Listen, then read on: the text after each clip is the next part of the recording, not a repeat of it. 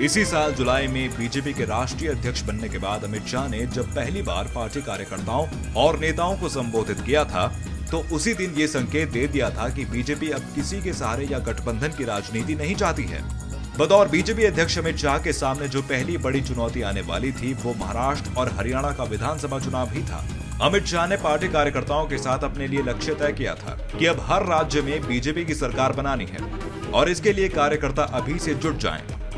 Exit poll के जरिए हरियाणा और महाराष्ट्र के नतीजों को लेकर जो अनुमान लगाया जा रहा है, उससे अमित शाह अपने लक्ष्य को पाने में सफल होते भी दिख रहे हैं।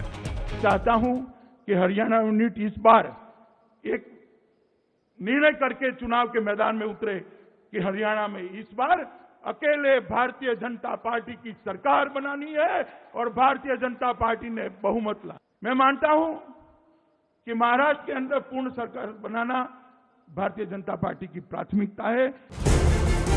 महाराष्ट्र और हरियाणा के चुनावों से पहले सवाल था कि क्या लोकसभा चुनावों में मिली ऐतिहासिक सफलता को बीजेपी दोहरा पाएगी? क्या नरेंद्र मोदी का जादू फिर चलेगा? और क्या बीजेपी के नए अध्यक्ष अमित शाह यूपी में मिली सफलता का स्वाद महाराष्ट्र और हरियाणा में भी चख पाएंगे?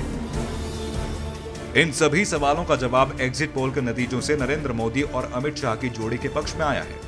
एबीपी न्यूज और निल्सन एग्जिट पोल में महाराष्ट्र में बीजेपी को 288 में से 144, शिवसेना को 77, कांग्रेस को 30, एनसीपी को 29 सीटें मिलती दिखाई दे रही हैं। जबकि हरियाणा में बीजेपी को अकेले 54 सीटें और चौटाला के आईएनएलडी को 22 और कांग्रेस को महज 10 सीटें मिलने का अनुमान है।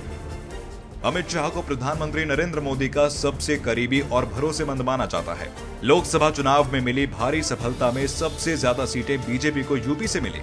यूपी की कमान अमित शाह के हाथों में थी।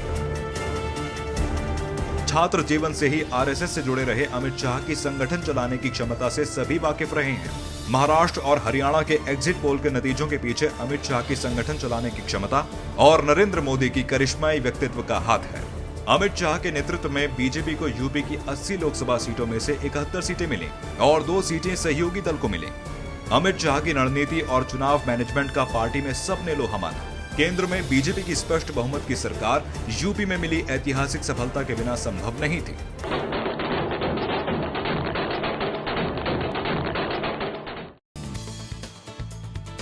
नरेंद्र मोदी के प्रधानमंत्री बनते ही ये चर्चा शुरू हो गई थी कि अब बीजेपी की कमान अमित शाह को मिल सकती है। लोकसभा चुनाव में यूपी में अमित शाह के चमत्कारिक नेतृत्व पार्टी के सामने था।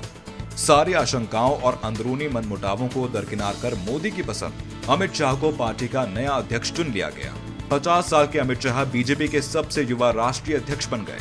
खुद प्रधानमंत्री नरेंद्र मोदी और अमित शाह से पहले पार्टी की कमान संभाल रहे राजनाथ सिंह अमित शाह की काबिलियत का लोहा और पार्टी की सफलता में उनकी अहम भूमिका को सार्वजनिक तौर पर भी स्वीकार चुके हैं। राजनाथ सिंह जी इस टीम के कैप्टन थे और उनकी कैप्टनशिप में लक्षावधि कार्यकर्ताओं ने ये विजयश्री को प्राप्त किया है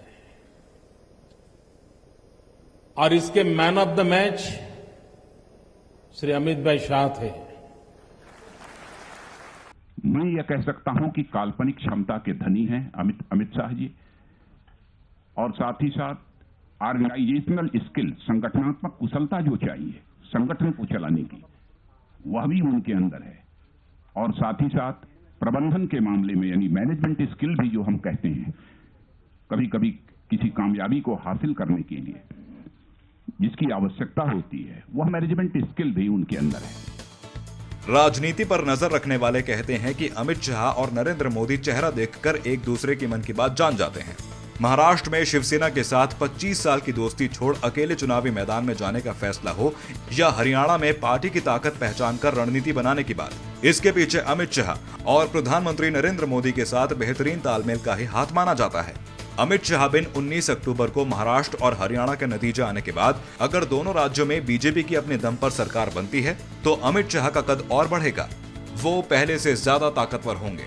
अमित शाह की सफलता से प्रधानमंत्री नरेंद्र मोदी की ताकत और भरोसा सरकार से लेकर संगठन तक बढ़ेगा।